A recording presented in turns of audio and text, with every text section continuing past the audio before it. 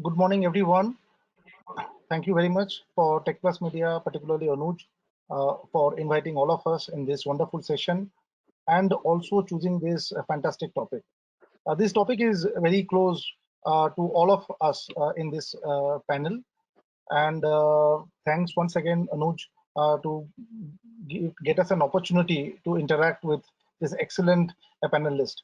And it's an excellent opportunity for me to learn from each of the panelists. At the same time, we want to make these sessions interactive. If there is any questions, we'll request the audience and who all are being present in this program, please do raise your hand, put up your questions. We'll try to definitely answer it with our ability. All of us are very much keen to interact with you during this session. Data, and particularly the use of data and making a healthcare service offering personalized, is very interesting. In earlier days, most of us used to thought that data we have to collect primarily because our bosses will be asking for some reports. No, that's the way when we have started our journey, and we have seen, and most of the time, from a IT perspective, we have seen that you have some data, and always as a user used to complain that you have everything, but I don't get anything from you. So that's the way the data journey for probably all of us has started happening, and we used to call it a MIS reporting. Most of us have used this terminology, and we used to always face problem. Being a operations person, my complaint to IT was that IT never had used the data appropriately, and IT always used to tell us the data what you give, that is of no use to me. So there was always a challenge from both the sides. Now when I had an opportunity to work on both the side of the table, and suddenly when I changed the side of the table, realized that, oh, the data, whatever people are telling as data, when I look at it, it does not tell me anything, right? So it's very interesting to see that how we have the appropriate data collected, collated at the right level, and then how we can really use the data for making healthcare services personalized. And this is making these data sciences in healthcare more interesting. So is it that data we look at a macro level, what we are doing, all of us in the morning, looking at our corona meter in the morning to see how the public health is being looked at?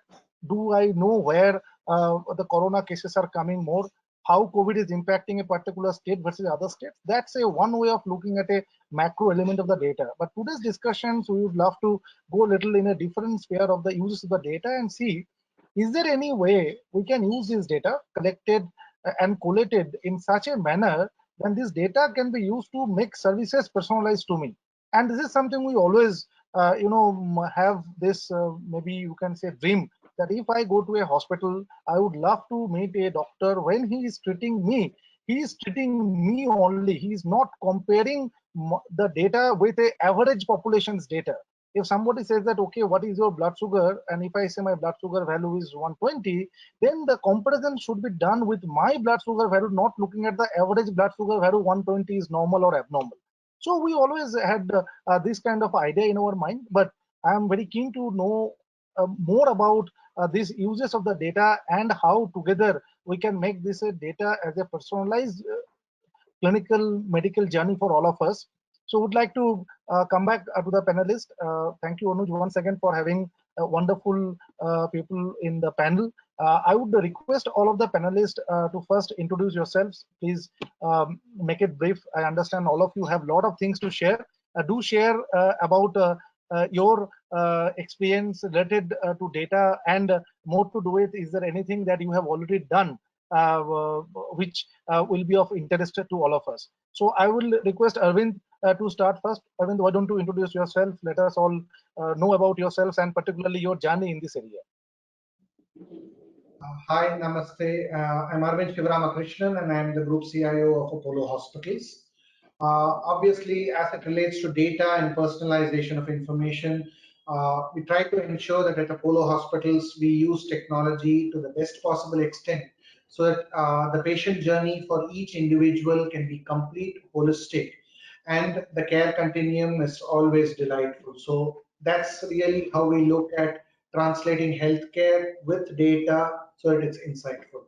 Thank you for having me on this panel. Thank you, Arvind. And I can say that you have not shared a lot. I thought that and you are a very humble person. Otherwise, I know you personally. So Arvind, for that matter, has done a lot of work in this area, being a pioneer from the institutional data management perspective. I had opportunity to work with him, understand his vision, how he's doing things. I must say, being a leading institutions in the country and in Asia, they have done a lot of work. During the course of discussion, Arvind will explore more about that, how the data has helped personalization, how you guys have helped a lot of patients already. It's not a theory anymore. This is already in practice. With this, I would like to come back to Professor Supten. Why don't you give a quick introduction about yourself, sir? Namaskar, everyone. Thanks, Anuj, and thanks, Parthuda, for the nice start of this session. So I am basically a medical doctor. Then I did PhD in biomedical engineering. That was a long time back, but I've been working in so-called health informatics as an educationist. Now it's more, the term is moving towards digital health. So digital health be it. So I've been involved with the government also as the project director for the Center for Health Informatics with the Ministry of Health and Family Welfare, and we have developed the National Health Portal. It also started a lot of activities in the e-health division in the ministry. In fact, if we look at that journey, so during the period from 2013 to 2017 that I was there, the major achievements other than the National Health Portal, which I was heading, we had brought out the EHR standards. The first edition that was notified in August 2013, then that was revised edition came in December 2016.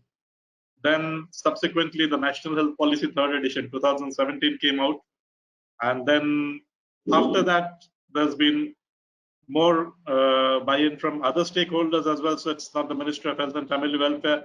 So NITI Aayog, MeitY, Digital India initiatives, as well as now the National Health Authority, all have come together. And so subsequently we had the National Digital Health Blueprint, which was released last year in November. One of the aspects of it is the National Digital Health Mission, which is just about being rolled out. In fact, we already, any of you can register for a unique health ID. There's will be a lot of health registries and other things also.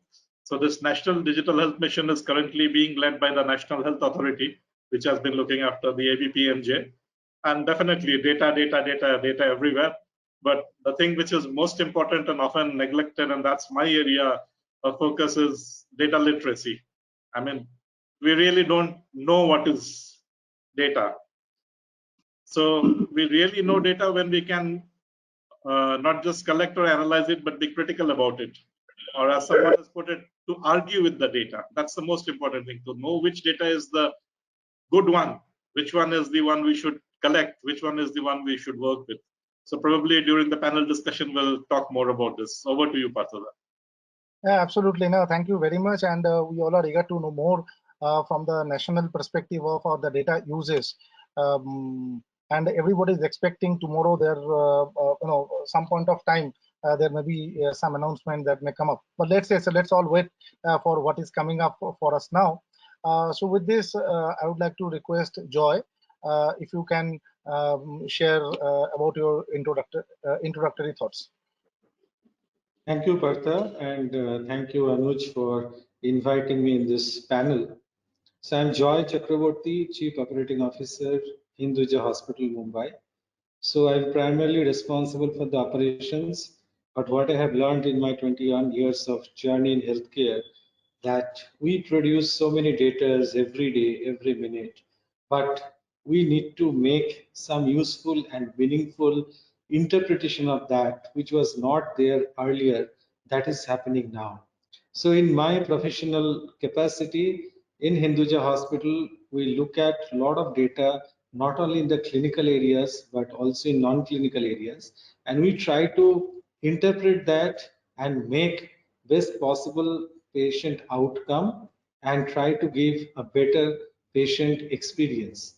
As most of us are talking about the data and making meaningful use of it, I can tell you that if you think about an ocean and if you think that you're standing in the beach and you are taking just a bucket of water from the sea, it is same thing what we are doing today, because the amount of vast database we have, from there we can make much more than what we are doing today.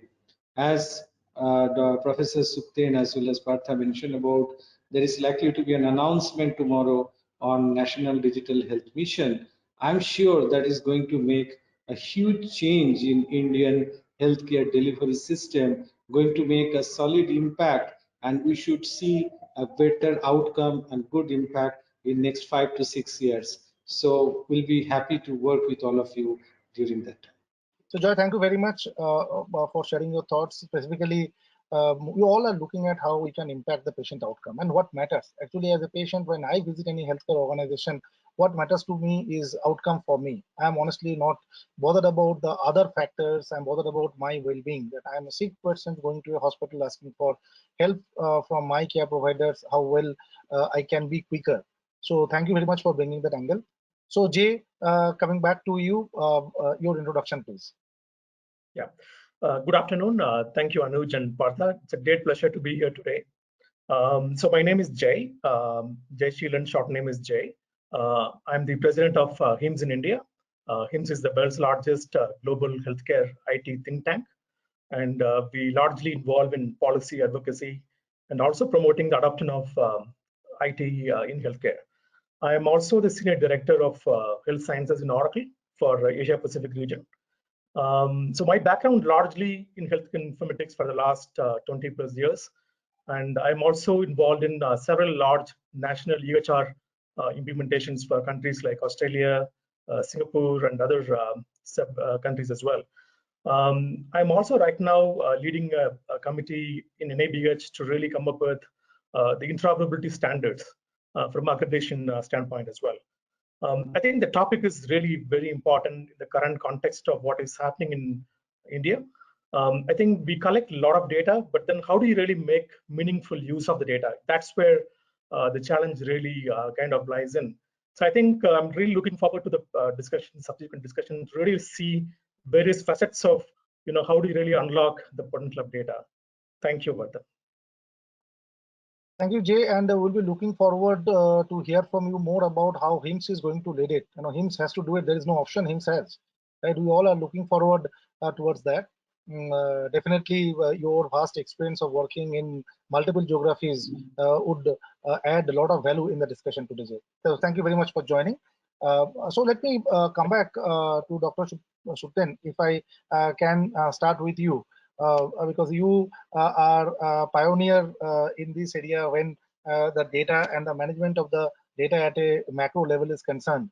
So if I may start with you, primarily, let's say how we can make people data literate. We all keep talking about data, but probably a lot of times we don't understand what is the meaning of data.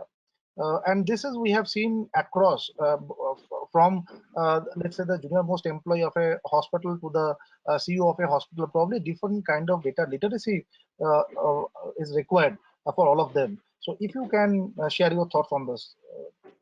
Yeah, I think that's a very important thing. And data literacy as a subject, I mean, data literacy itself is a subject which is of foremost importance. That is not yet gone into the head of the academic policymakers or even the other government policymakers. So that makes things more difficult, because see, ignorance is bliss. So as long as we don't know, we don't need to really know anything about it. But the point is, because now we are getting in a data deluge, we are getting more and more data from everywhere. And especially if you look at the wearables, IoT, Internet of Medical Things, Fitbit and Apple Watch and whatnot, so much of data is coming.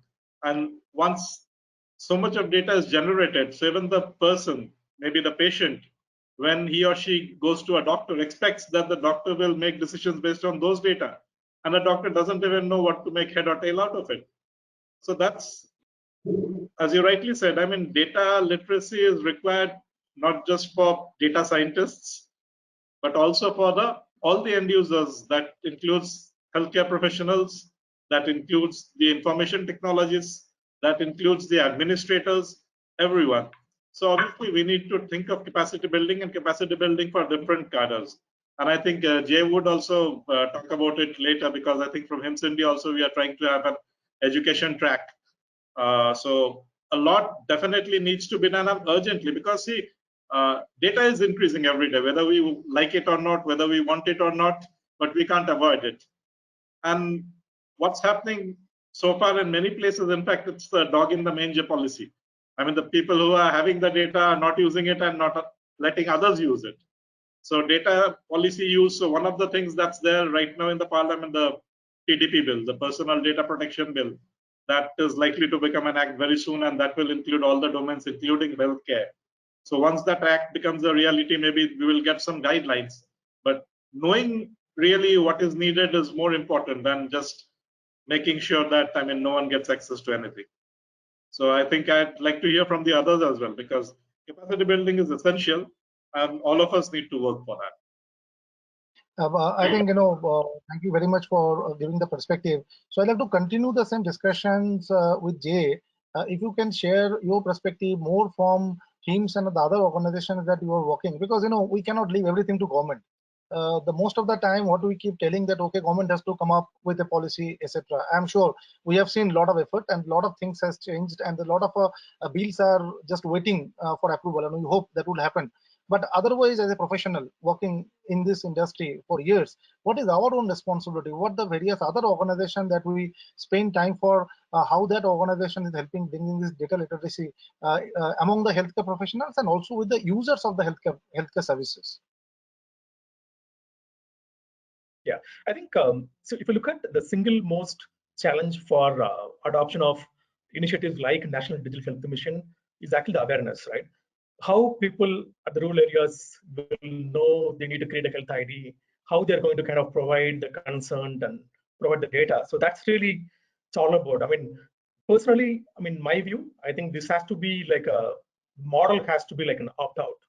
By default, every citizen should be part of the program, and whomever doesn't want, they should probably kind of opt out. I think that kind of a method will really help in terms of driving adoption. A lot of countries tried this in the past, opt-in model, but they didn't really work out. Eventually, they have to kind of switch to kind of opt-out kind of model. I think so. We've given a very detailed recommendation to the government, especially in terms of each of the key building blocks. For example, like registries. I mean, are we building the registries based on a standard? I mean, you can build a general open API-based registries, but then tomorrow in future, there's going to be a lot of private registries as well. There will be a lot of private health exchanges. So how are you going to really communicate?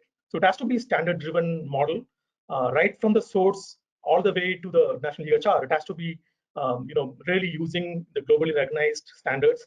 And also, I think from a hospital point of view, I think we still have a long way to go from adoption of standards. How do we really bring all these to the notion? I think that's been a fundamental challenge. So I think from HIMSS point of view, I think we are very keen to kind of work with hospitals and even the governments, especially NHA is actually playing a very key role in terms of making this successful.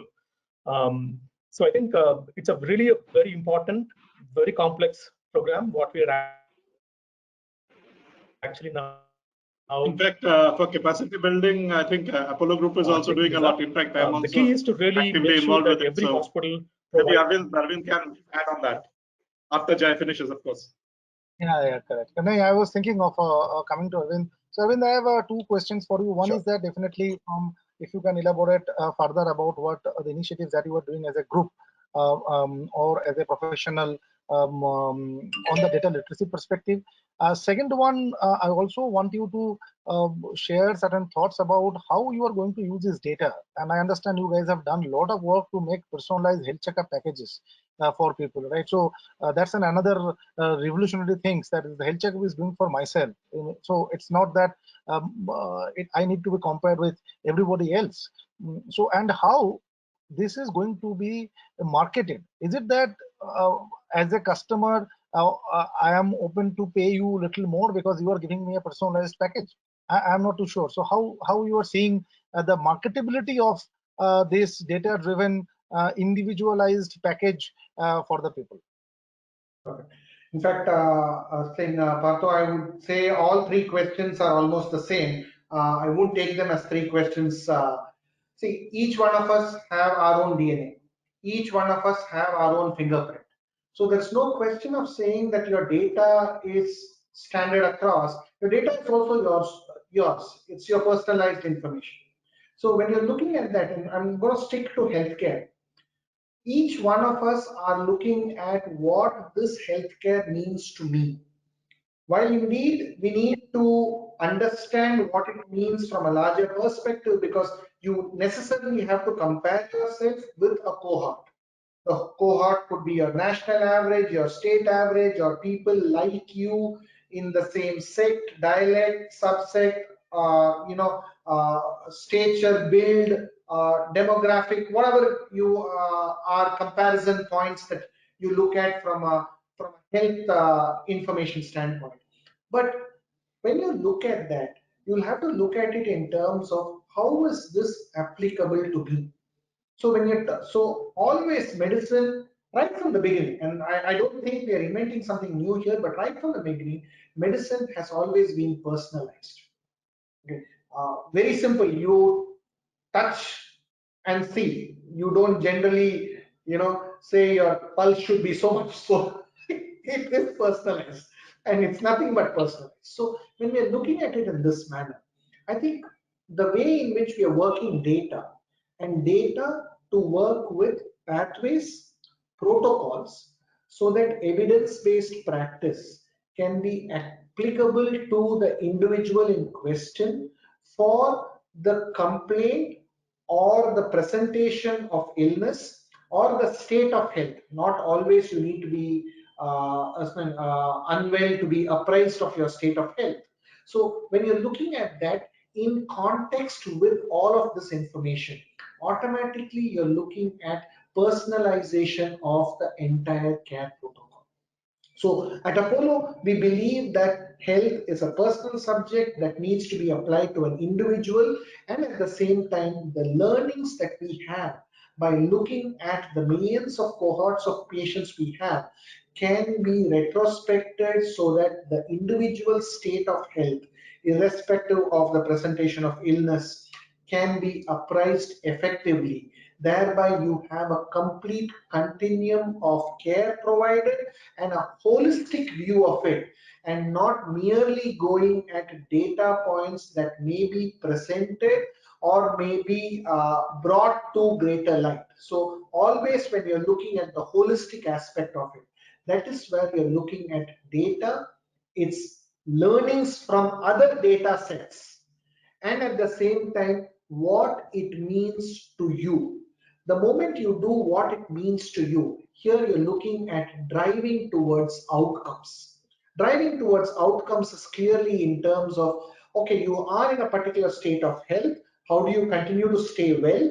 Or if there is a state of illness, how do you move so that you are at a better outcome state? In this case, you become well or you're cured, whichever way we want to formulate that. And now when you look at that, you look at this in terms of what is the treatment protocol, what is the treatment regime that needs to be applicable to you, and how can it be well guided with all intelligence, including the entire markup of yourself.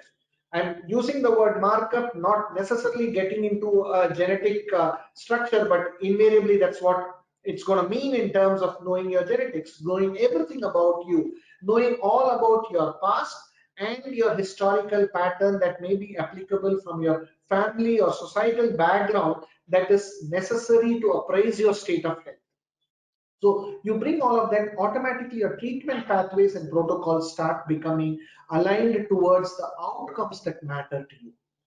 The moment you bring all of this into perspective, when data literacy also starts showing up, because once people understand, when I say people, it is not only the patients, it's the providers, it is everybody in the care continuum, including the family members who will be caregivers for this patient. So everybody who's involved in that process of caregiving is completely going to now realize the importance, the merit of what this data can do and how it can be helpful. So the moment you understand that, you will start treating that data with a lot of respect. You will start treating the data with a sense of importance, irrespective of the state of legislation, which is what Jay was alluding to. There's a lot that each one of us can do either in our professional capacity or individual capacity. Thereby, once you bring that importance, I think as an overall society and a nation, we would have created the demand for the regulation and the well handling of it so that unwanted consequence of good data are not done by going into the wrong hands, but you would have created that movement of using good data for constructive purposes that go, and when you do that, I think automatically the state of health of a society and a nation starts benefiting out of it. Definitely the individual is going to benefit. Definitely the care team is going to benefit out of it. But overall, you would have seen that we have built a movement, and this movement is going in terms of a structured, result oriented, outcome oriented, measurable, good state of health. Thereby, you see that this entire care process is well done. And here, when we add that mix of technology to enable it in the right direction, in the right tool sets, then you're looking at also ensuring perfection to be part of it. All this put together is data literacy, how data can be used. And now you ask the question in terms of, is this marketable? Will somebody pay for it or not? The moment a service is created that is providing value and that value is measurable, there is clearly a consumption pattern to it. How you price it is a state of the market. There are various ways in which you would do it. Different organizations would do it in different ways. A public sector will do it in a different way. But then its monetization value, pricing and monetization value are two separate aspects. The monetization value is well understood. The pricing is a factor of the state of where that is being portrayed into. So clearly there will be respect for it, there will be demand for it. That means that it's also to be dealt with maturely. Just a demand is not good enough, but also ensuring that it is administered well. That means health systems will automatically ensure that the operational delivery of such like health formats that are well appreciated and consumed by the end stakeholders. When I'm saying end stakeholders, not always patients, it's also the caregivers, and I want to emphasize on that. Then you see that the market is clearly there, the pricing is still there, its value is well understood.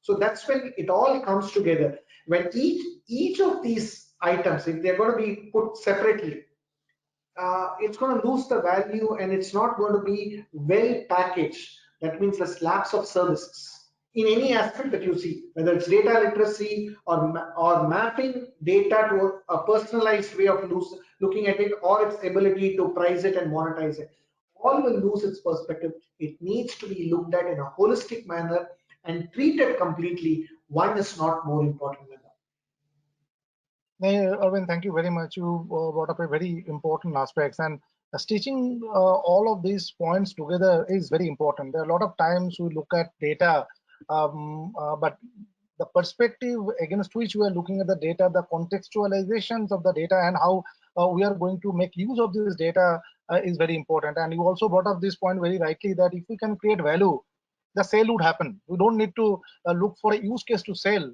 It would get sold automatically in the market. There will be persons, there will be takers in the market if we can really create value of it.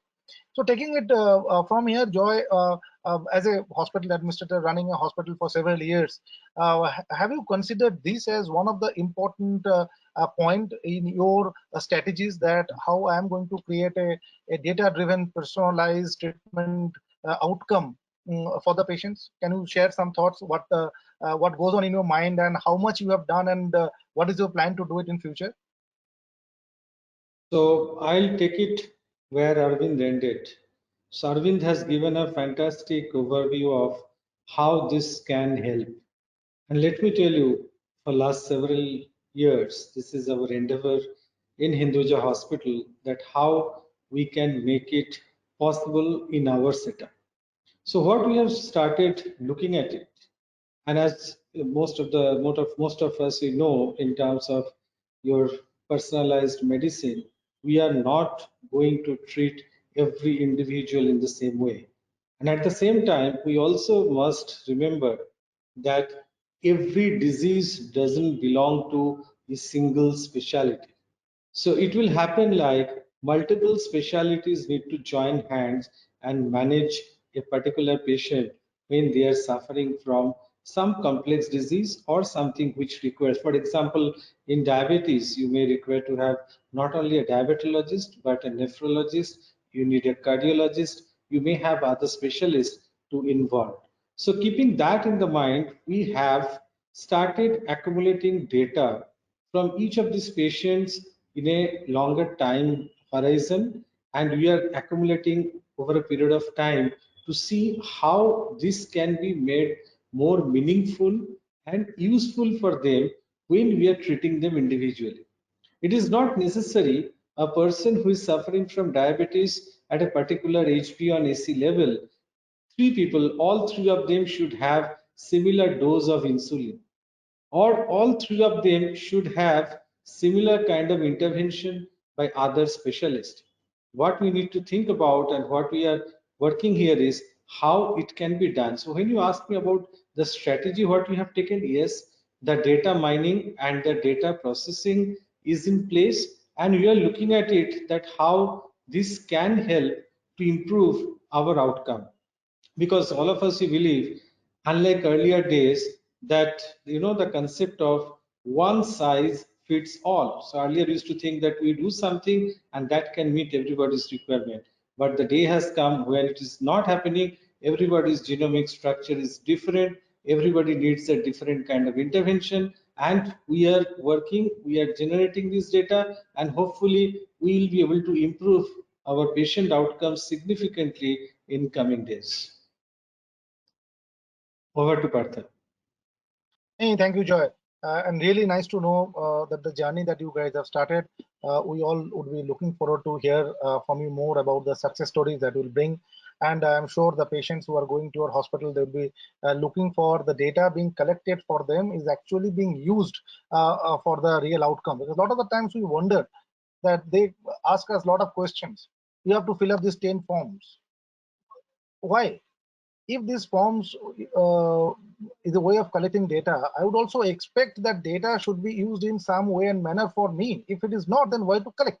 So a lot of times, those kind of questions as a patient or a user of service comes in our mind, and we are really good to know that hospital organizations all are gearing up to really use the data for the individualized patient outcome. We'll be looking forward for such more initiatives. So Arvind, I'd like to come back to you because you talked about a lot of uses of data and collection of the data in the process of providing treatment. Let me bring a different angle. What about privacy? I'm an individual person. You are collecting all the data from me. How you are ensuring that my privacy is not compromised? I don't want my data to be discussed, used for any other purpose without my knowledge. So can you please throw how you are ensuring that the privacy are not being compromised? Absolutely. It's like I said, each one of us have a separate DNA, each one of us have a separate fingerprint. So everything belongs to me and it's clearly mine and private. And a state of health is an individual affair. So privacy is paramount. So I think the first and most important part of privacy is ensuring privacy by design. So systems are designed to inherently follow privacy. Systems are designed inherently so that all the users in the value chain are aided to follow privacy. So at Apollo Hospitals, we ensure that all systems are guided by this fundamental principle that privacy is paramount. So when you start doing that, the very big aspect in ensuring privacy is training. Constant training, education about everybody, education who collects what information from whom, how it is consumed, when and where, in what context it is discussed or not. Because you may be aware of a certain information not to be discussed in a certain context. So that entire aspect of ensuring that you understand what you understand what you know, and hence use what you know. By doing this, automatically you're building that privacy by design.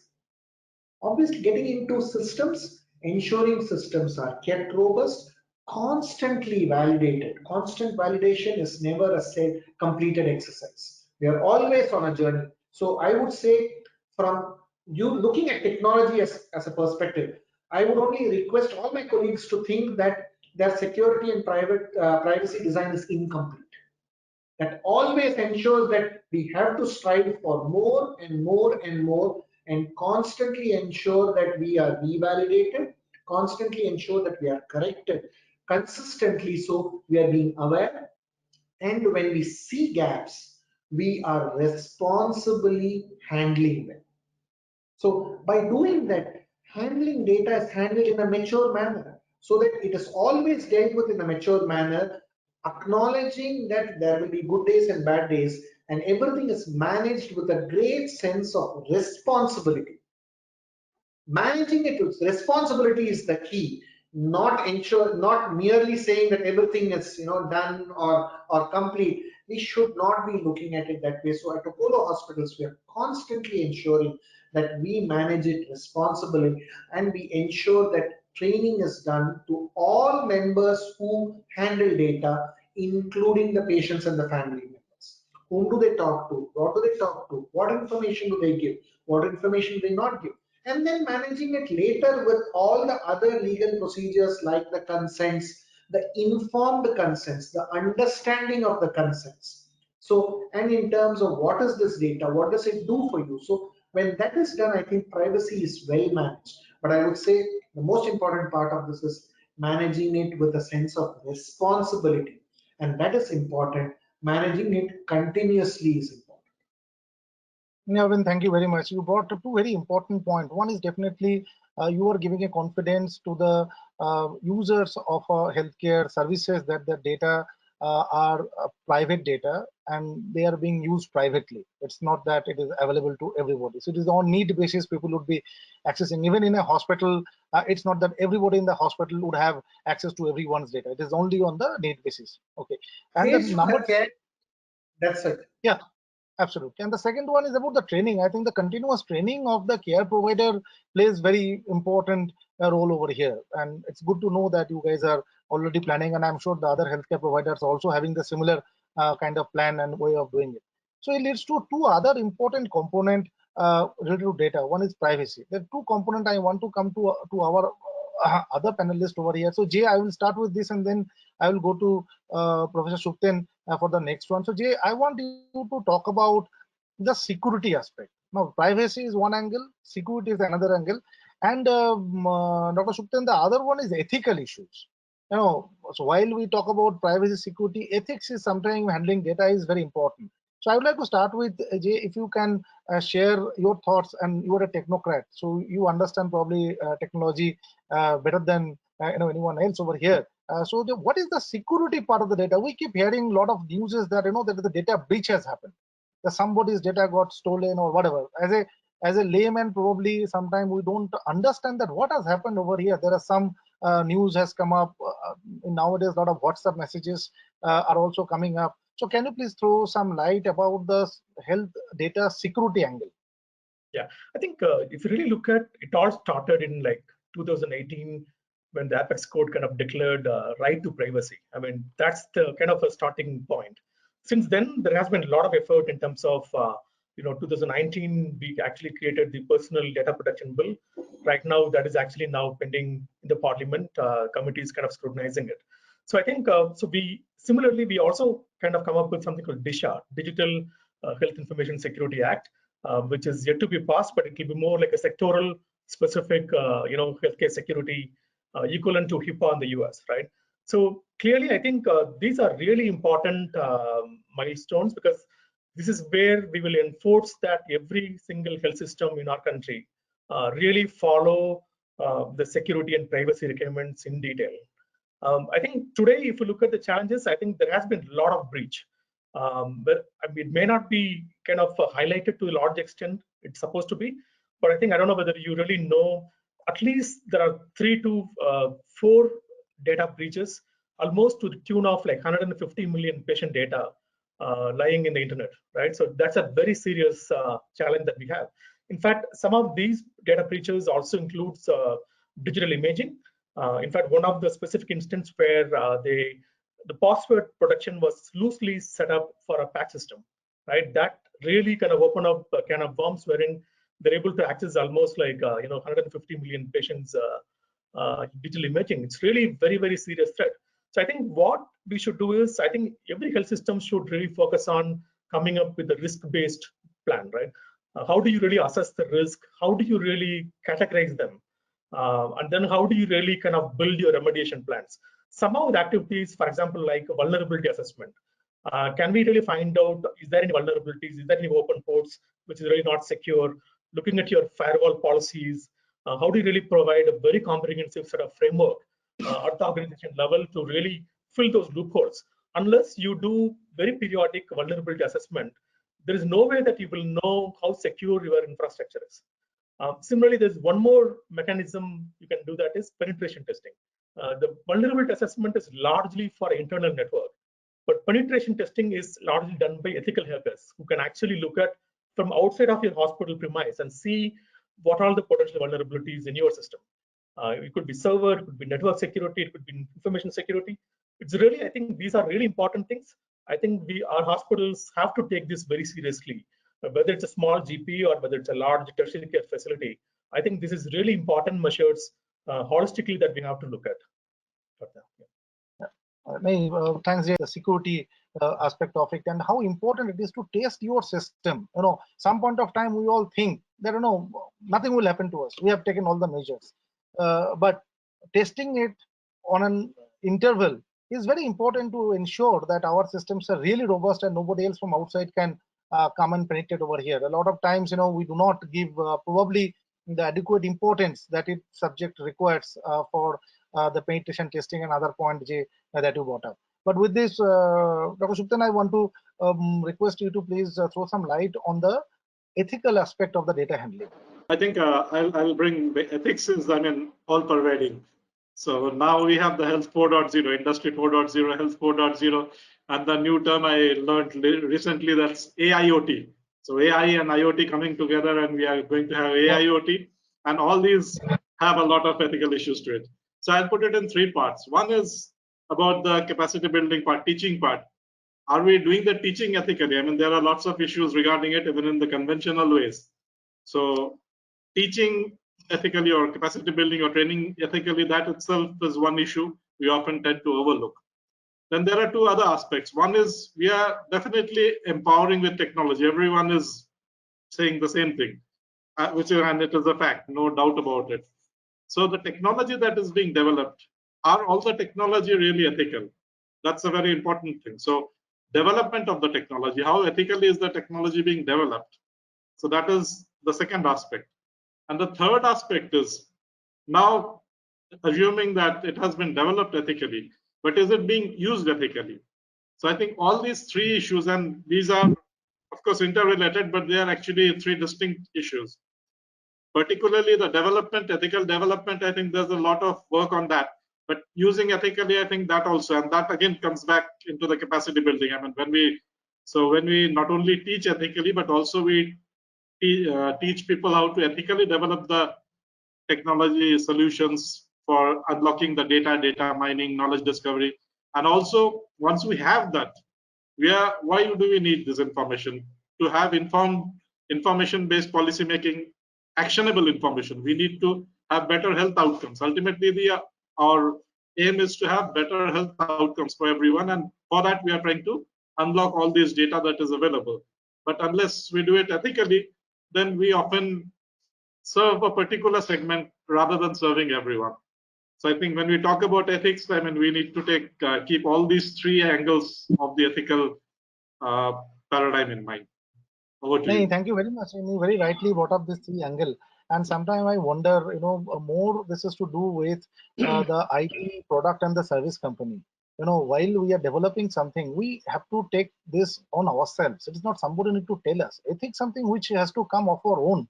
Ethics cannot be kind of imposed. It's not like that we look at some act to come and then tell us what is ethical or not, right? So over here, that role becomes very important role, more to do with the service providers and the IT product company while we are working on various new age products. So Joy, it brings to another very important subject what Dr. Suptan was telling us, like, a lot of newer things have started coming. We have started coining newer terms every day basis. We have started seeing that a lot of cases, the at least we started discussing about uses of AI ML in our day-to-day life. A lot of diagnostic and related things have started happening. Particularly, we have seen during this COVID cases, home health care, and then reaching out to the patient at home health. Sometimes people are also started monitoring the SpO2 continuously through some IoT devices. A lot of things have started happening. So as a hospital administrators, how you see this? Really, you think that these are all buzzword, it is going to fade away? Or do you think really it is bringing some value which you as a hospital administrators are going to use it in the patient's day-to-day life? So my answer will be, pre-COVID and post-COVID. So some of these we have used in a big way, even in the pre-COVID era. So to give you some example, we have a very, strong rural health program where we reach out to the rural population of Maharashtra. So what we have done there, they're AI-based eye screening, where we can't have a specialist who can be, taken there to screen the rural folks. For them, we have started using that, and which is giving a very good result. Secondly, we have something for the cancer diagnostics where the X-ray, CT scan images, if you want to interpret in normal scenario where you need to have so many doctors to sit and do that, some of those screenings can be done very easily. The other application, what we have done in the mammography, where we have started looking at the mammography image, and from there thermospectral image which gets analyzed through AI. So some of these already we have done in a big way. Now, if you talk about the analytics and other thing for the wellness program, we have started applying this to understand somebody's overall health condition and give some sorts of report. Now I come to your, the COVID. So in COVID, we have started a home isolation program, but the issue is what we have come across, that when somebody becomes positive because of their age, because they are in isolation, getting them so much conversant with this and getting that data becomes difficult. So what we have done, we have a teletriage system where doctor, nurses, they get in touch with the patients on a regular basis, and that data we take into our side, and from there we try to interpret and we try to do the analytics. But on a serious note, in the wellness program we are trying to do that, and not because this program is happening today, but I use this band for myself, and we try to see that the kind of data which is coming out, whether it is going to make some sense for us, and how we can use this for a better treatment, better management of a patient, or even a person who is coming and knocking our door to get some sorts of preventive health checkup guidance, how we can test on them and how we can do something good for them. Thank you, Joy. It was really good to know that you guys are already practicing it. Even in the pre-COVID area, what we all feel, COVID is bringing some good things in life as well, right? So, like there are times the adoption, which was waiting for longer, a lot of a digital initiative adoption. So hopefully it will be much faster. And a lot of cases we have seen people who are digitally illiterate, but during COVID they become, much digitally literate than what we are. And we found that examples everywhere. Hopefully, that will continue, and we will be using these data being collected by those various devices, either is an IoT or otherwise, for improvement of the patient care and the personalized medicines what is being provided to them. There are a couple of good questions has come from the audience. So with all of your permission, if you permit me, I would like to pick up a couple of questions, and really nice to see there are several questions, but 4 of them that I was just going through that it looks like very interesting. So with your permission, I would like to read them, and then probably, whoever would like to take this up, it's on you. So one question is, who owns the data? It's the data is owned by the hospital, it's owned by the patient, it's owned by the IT provider. Who owns the data? It's a patient. Right? It's always the patient. Yeah. It's always the patient. Everybody else has certain responsibilities on handling the data, but the data belongs to the patient. So there I is will a just one. add one point that everyone else is like a caretaker. So they are Custodian. just managing it around, but ultimately patients, they want this. So for audience, this is a very reassuring that all hospital provider, they really understand this, that the data belongs to you, the patient, right? And we are the custodian, and we have a responsibility to manage your data while you have left your valuables with us. It's something like you are leaving something in the locker of the bank. It's the responsibility of the persons to manage it better for you. So I think very, very assuring answers from all of you. The next one. Just to add on, yeah. Just a point on the same topic, right? I mean, if you look at the same question in a digital health scenario, right? The patient not only wants the data, but he also decides which doctor can access what information, right? So that's where the electronic consent management, e-consent, all of this is really important for us to really make sure those are adopted in our hospitals.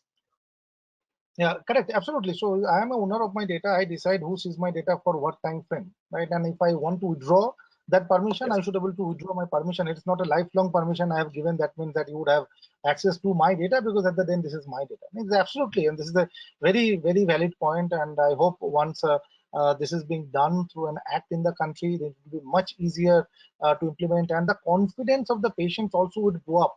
Today sometimes patients are also a little sicky because they don't understand this, like, a lot of time hospital behaves like, I am the owner of the data, which is not, right? So it's very important that you brought this up. The next one, I think this is the best one. Can I monetize my own health data? Can I decide that, okay, I own my some health data, I would like to share the data because now I am owner of my data, and I would monetize it? Well, optimistically, if you look at it, yes, yes, yes. But I think we are ahead of times on answering that question. I think first, the way I would look at it is monetize the data for yourself. Let it do good to you. Then we'll figure out how you can monetize it in the true spirit of monetization. I think the question is ahead of its times. We need to focus on where we are and what we need to do, and not get ahead of ourselves on this. Okay, so your suggestion in that case, that could be a possibility in the near future, but as of now, look at that, how you are using the data to monetize your own health. If you can do that, that's probably the best thing to do, rather than looking at real-term monetizations that can wait for a couple of years now. Okay, fantastic answer. The other one, yeah, go ahead. Same question, right? In other countries, it's more of a donation. You can donate your data for research, right? I think we need to have a policy, something like that from India's standpoint. If somebody voluntarily donating the data for research, which is where the secondary use of data really comes in, I think that really will help in a large way from a research, clinical trials, population health. I think that's something that we should look at that. So. Absolutely, this is a very important point. I think we have not talked about this particular aspect in our lot of internal discussion when the policies are being framed. So Jay, probably you can take it up. All of us will support you. If someone of us would love to allow others to access our data for research purposes, definitely we don't want somebody else to make money out of my data. But if that's a possibility, we would all love to share our data with lot many good organizations for that matter. The other one is like India, that would be ideal for overall our economics. So, we think our strength in India is technology, and that will do great as long as we manage it well, manage it responsibility. I think what Jay says, we should pursue such thoughts. It will do a great deal for our country and the overall technology and the health industry coming together. We must work on this further. Little technical questions. Is my data is safe in cloud? A lot of times, today a lot of a newer generation technology has started on cloud itself. So people earlier used to think that I am storing my data with myself. Now the lot of companies are telling that I store your data in cloud, right? So is it safe? Data is safe wherever it is ensured that its design principles to provide safety are implemented. By inherently putting data in any place doesn't make it auto safe. Like what we discussed earlier, we need to ensure that we build in those aspects for keeping data safe and continuously maintain it. There is no inherent answer to it is safe here just because it is there. So Arvind, you were telling that if you put all those right things in the context for the data security, privacy, ethical aspect perspective, then doesn't matter whether you are saving the data in your on-prem locations or in a cloud location. It could be equally safe. So people don't need to. I'd like to say on this. I think we are already used to it, saving our mails in the Google server. I mean, that sort of thing. So I don't think health data would be very much different from that. There are security policies, there are security issues. In fact, Google probably is more maligned than Facebook, which may be actually doing more with our data than we really know. No, you are absolutely correct. But this is, I think, this is the audience question. So that must be bothering audience about these questions. And in our sometimes some friends and family discussion, I have heard it myself. People sometimes they talk about that you guys are nowadays not storing the data in the hospital. You are storing somewhere else. So is it my data? We are all connected to the cyberspace in multiple ways, and we don't even know actually where we are. Absolutely correct. I think this is the last one, and I don't know whoever would like to pick it up. How far is the personalized medicine? Has it come? Is it going to come in next couple of months or years? And if it is coming, what difference will experience as a customer or as a user of the healthcare services? Or maybe all of you can share your thoughts. This is a very, I think, close to heart topic. So Joy, why don't you start? Yeah, I wanted to start because I see Arvind is nodding his head so fast. And before he takes it, I wanted to tell that when you say personalized medicine, it is not something which is unknown in Western world. And in Mayo, or even if you look at Stanford, they have already started working on this personalized medicine. In India also, there are a few examples where it has been taken up. It is only a matter of time. When you say how long, 2 months or I think it will take minimum 5 to 6 years, provided we have our platform ready, we have our data in place. Because one of the very important thing has to be, most of the providers, they should be on the same platform, sharing, exchanging data, and at the same time the data becomes usable, reusable by the person who is thinking of developing it. So according to me, the timeline anywhere between 5 to 7 years to see a good impact. And what it does, I can tell you, it can considerably improve the outcome. Secondly, it can reduce the cost of treatment significantly if it is done properly. Absolutely, we all are looking forward. I think Arvind, now your thoughts. Absolutely, it's whatever Joy said. It's there. I think it's going to be more prevalent when that true respect and understanding of that longitudinal health record and the 360 degrees of health, whatever we want to call it as EHR and all of that, whatever we want to call all of that, when that is there, and when it is applied to an individual, those pathways, those protocols, that means what are you going to expect with this personalized medicine? Speed to diagnosis, treatment protocols that are set for your body type. So that's really what personalized medicine is going to do. So the sooner we all work towards it, the better for all of us.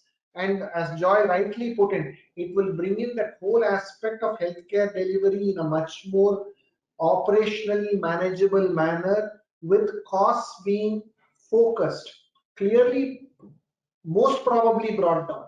Obviously, we'll have to try those out, but there are all indications that it will go down, and there will be better accessibility and availability of healthcare when you do all of that. So it will do good to the overall healthcare. Clearly, it will do good to the financials. Fantastic. Jay, your thoughts? Yeah, in my view, I think it's already happening, right? I think the personalized healthcare is all about giving the right treatment to the right patient at the right time. I think that's really very important. And it's also from a technology standpoint, if you look at, it's how do you really bring the genotypic and phenotypic information. That's where the cross section of clinical and genomic data, how do you really bring that in a single repository? to really kind of look at the genetic makeup, looking at the biomarkers. That's really the way how things are kind of moving, right? I think there are two important trends that is happening. One is pharmacogenetics, other one is pharmacogenomics, right? So pharmacogenetics is how do you really find the variation in a single gene, how influences to respond to a particular drug. And pharmacogenomics is actually about how do you know whether this patient will respond to a particular drug. So these two topics are really evolving quite fast. In fact, already there are impact studies done for cardiovascular, how pharmacogenomics can really help to reduce adverse drug reactions and find the right treatment recommendation. So in my view, it's happening. I think we need to adopt it in India. And also, we do not have a national genomic biobank, right? I think we should really start storing genome data right from the birth to death. And that will really kind of help you to stratify and look at how many patients can potentially have hereditary issues and how many of them are like, mutated sort of disease profiles. I think we really have a long way to go, but I think technology is already there. It's only the intention to implement and kind of roll this out is something that we need to really look for. Hey, thank you, Jay. This is very important. These two topics that you brought out over here, and we all look forward for having a national policy. Because if we have that, but probably there are a lot of other important things we need to handle before we actually can materialize that policy. Maybe little ahead of time, but somewhere in our radar and things to do as a group of health informatics in the country, we must take this up. So, Dr. Suptan, coming back to you. Yeah. Yeah, I'll add a caveat to it. This personalized medicine before we move to another thing. No, we are not. So this is COVID-19. Yeah, sessions. With this, I want you to have the final word. That's why I was waiting. You are a clinician. You are not final word. IT, a data scientist in the group. So this is probably the last questions from you about what do you think about these personalized medicines, and then when it is going to come and how it is going to impact our lifestyle. Yeah, no, what everyone said, I fully agree. It's already there in multiple formats, multiple avatars. But the caveat that I want to present, and that is something I think COVID-19 has really proven beyond doubt. We have a very, very long way to go. In fact, if you look at COVID-19, that's a classic example where personalized medicine is really of the need. Because in almost all the cases where we are seeing deaths, lots of doctors and other people have died.